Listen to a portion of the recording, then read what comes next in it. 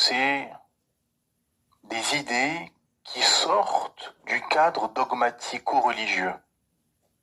Et c'est là le piège fatal et très dangereux. Pourquoi ? Parce que tous ces États modernes, qu'ils s'appellent république, démocratie, laïcité, tout ce qui a été établi dans les États modernes, dans la plupart des États modernes, surtout en Occident, même au-delà, sont comme, je l'ai dit juste avant, les polythéistes ont établi un système de vie, de pensée, de croyance, avec des codes, des règles, un système économique, etc. Et là, ces gens-là ont fait pareil. Dans ces sociétés qu'on appelle républiques, démocratiques, laïques, etc., dedans, il y a un système de vie, de pensée, de croyance, avec des règles, avec des codes, etc., établis. Et il y a de la croyance, contrairement à ce que ces gens veulent faire croire. Il y a de la croyance.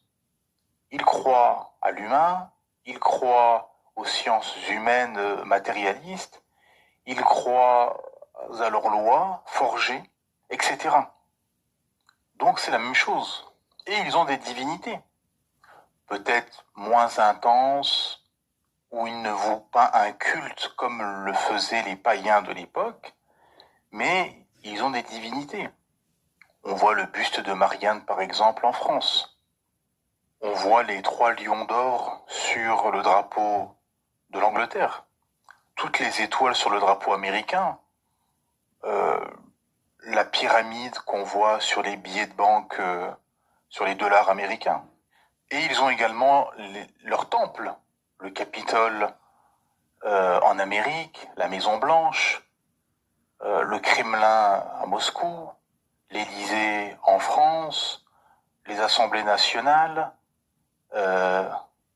l'Assemblée européenne, etc. Tous les politiques font allégeance à la République et déclarent servir la République.